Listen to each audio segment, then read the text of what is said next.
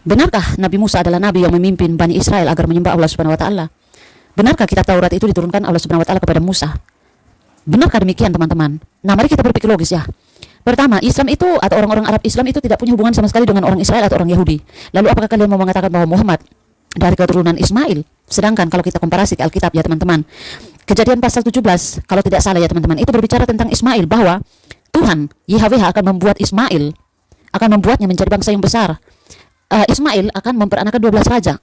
Jadi Ismail dia tidak menurunkan nabi ya teman-teman, tetapi dia menurunkan 12 raja. Sedangkan Muhammad dia adalah nabi. Ingat ya teman-teman, orang Israel atau orang Yahudi itu bukan berasal dari keturunan Ismail, melainkan dari Yakub, dari Ishak, Yakub, kemudian turun ke 12 suku Israel.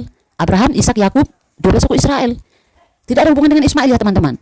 Kemudian kedua lagi ya teman-teman, Musa itu tidak pernah memimpin bangsa Israel untuk menyembah Allah Subhanahu wa taala. Musa dan orang-orang Israel tidak pernah mengenal Allah Subhanahu wa taala itu. Musa dan orang-orang Israel, mereka itu menyembah YHWH ya teman-teman. Tidak pernah mereka menyembah Allah Subhanahu wa taala. Kemudian ketiga, kita tahu ya teman-teman, Allah Subhanahu wa taala itu adalah Allah hanya untuk orang-orang Arab.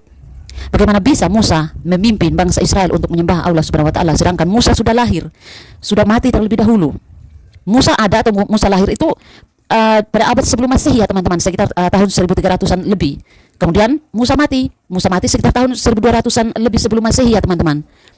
Bahkan sebelum orang Arab itu mengenal Allah Subhanahu wa taala mereka, atau sebelum Allah Subhanahu wa taala itu dikenal oleh orang-orang Arab pada abad 6 atau 7 Masehi. Jauh sekali zamannya. Ya, memang jauh sekali. Lalu apa hubungannya Allah Subhanahu wa taala atau Allah orang-orang Arab dengan orang Yahudi? Itu ketiga ya teman-teman.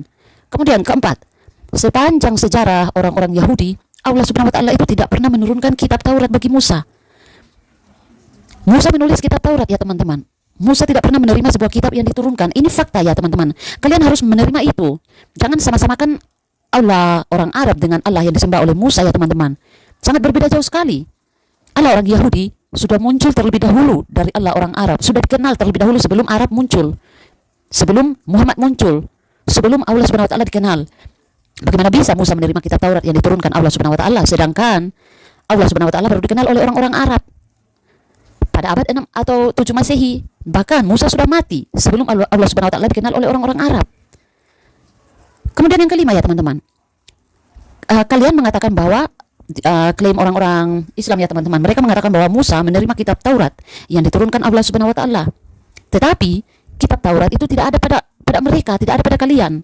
Lalu apa hubungannya kitab Taurat orang-orang Yahudi dengan orang-orang Arab? Apa hubungannya? Atau dengan Nabi kalian Muhammad? Apa hubungannya kitab-kitab Taurat orang-orang Yahudi dengan Nabi kalian Nabi Muhammad? Jadi pertanyaan mereka itu ya teman-teman, pernyataan mereka itu tidak sesuai dengan fakta historis. Kalian harus bisa menerima fakta ya teman-teman. Apa faktanya itu teman-teman? Faktanya adalah bahwa satu, Musa itu tidak pernah memimpin umat Israel untuk menyembah Allah orang Arab. Itu fakta ya teman-teman. Kedua, Musa juga tidak pernah menerima kitab Taurat yang diturunkan. Itu fakta ya teman-teman. Ketiga, orang Arab Islam itu memang tidak punya hubungan sama sekali dengan orang Yahudi. Kemudian, Allah yang disembah Musa atau orang-orang Yahudi adalah YHWH, bukan Allah Subhanahu wa taala. Kemudian jarak antara Musa dan Allah orang Arab itu sangat jauh berbeda sekali.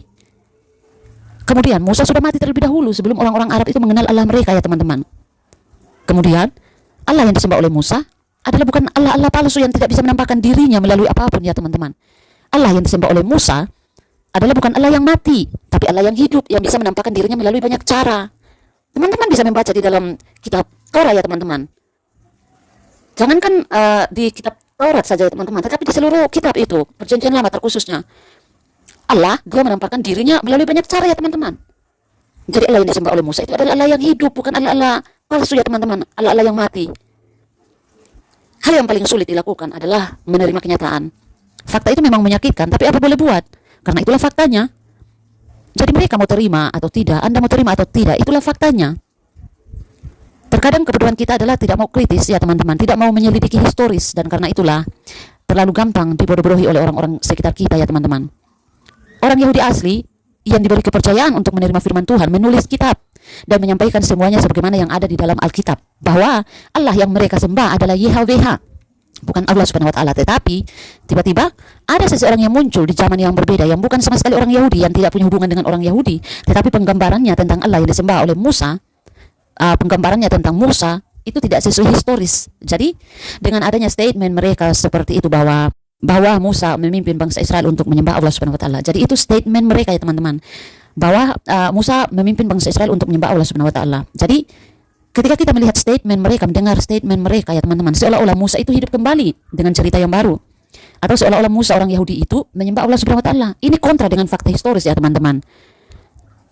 Memang kita harus menerima fakta. Kalau kalian mengatakan bahwa Musa memimpin bangsa Israel untuk menyembah Allah Subhanahu wa taala, maka hanya ada dua kemungkinan di sini ya teman-teman. Dua kemungkinan itu, pertama, Musa yang kalian maksud adalah Musa, bukan Musa orang Yahudi tetapi Musa yang lain. Kemudian kemungkinan kedua adalah ada misinformasi dari penulis Al-Quran kalian. Hanya ada dua kemungkinan saja teman-teman. Musa yang kalian maksud itu adalah bukan Musa orang Yahudi tapi Musa yang lain. Kemudian ada misinformasi dari penulis Quran kalian. Ini kemungkinan ya teman-teman. Nah, Allah yang Maha Tahu itu adalah Allah yang memberikan wahyu yang tentu tidak bertolak belakang dengan fakta sejarah. Jika memang Musa menyembah YHWH, maka dia yang mengklaim sebagai Allah pasti tahu Musa menyembah siapa. Jikalau dia yang mengklaim sebagai Allah tetapi tidak tahu siapa yang disembah Musa, pertanyaannya adalah apakah dia benar-benar Allah atau bukan? Apakah itu benar-benar wahyu Allah atau bukan? YHWH tidak pernah menurunkan kitab Taurat bagi Musa ya teman-teman, tidak pernah. Tetapi anehnya Allah Subhanahu wa taala atau orang-orang Arab Islam atau Quran mengklaim bahwa Musa menerima kitab Taurat yang diturunkan oleh Allah Subhanahu wa taala. Manakah yang kalian harus percayai? Nomor satu atau nomor dua? Yang muncul pertama atau yang muncul belakangan?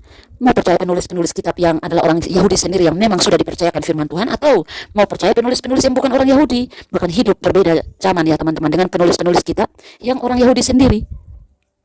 Semua penulis-penulis kitab itu sudah mati. Jika ada yang menceritakan tentang sosok yang sama sebagaimana yang ada dalam Alkitab, maka abaikan saja omongan mereka teman-teman. Percayalah kepada Alkitab. Mereka bukan penulis-penulis kitab. Mereka tidak punya hubungan sama sekali dengan orang Yahudi. Mereka bukan orang-orang yang dipercayakan firman Tuhan ya teman-teman. Kuncinya adalah begini, jika ada objek pertama yang mengklaim sebagai kebenaran dan tiba-tiba muncul objek kedua juga mengklaim sebagai kebenaran, maka selidikilah objek yang kedua itu, bukan malah sibuk menyelidiki objek pertama itu. Tidak ada yang namanya nomor satu itu KW ya teman-teman. Yang ori itulah yang nomor satu. Justru yang KW itu yang nomor dua. Dan kita tahu sendiri bukan yang namanya KW, bentuknya itu mirip dengan produk asli ya teman-teman. Tetapi kualitasnya juga tentu sangat jauh berbeda. Orang cerdas pasti bisa membedakan mana barang asli dan barang KW. Saya tidak membicarakan siapapun di sini ya teman-teman. Ini hanya tentang perbedaan barang asli dan juga barang imitasi atau barang palsu atau barang KW, oke? Salam sadar, salam toleransi, dan semoga semakin lebih waras lagi. Jangan mencari pembenaran di atas kebenaran orang lain. Kalau ada yang mengatakan bahwa Baygon adalah obat untuk lambung, jangan langsung mempercayai itu. Tetapi selidikilah apakah benar Baygon itu obat lambung atau tidak. Terima kasih.